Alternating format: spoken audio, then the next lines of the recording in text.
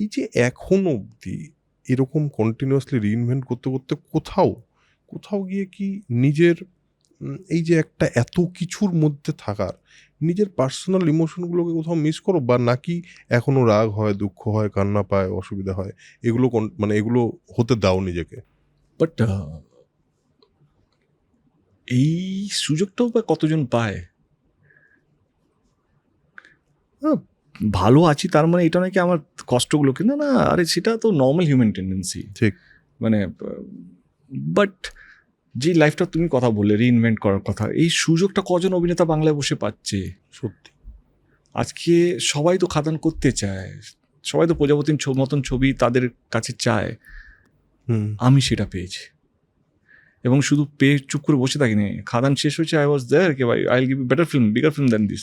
Hit flop আলাদা ব্যাপার, আমার পরিশ্রম দেখতে পাবে, ঠিক। আমার ভাবনা চিন্তা দেখতে পাবে, কি what is my vision, where I want to take my industry.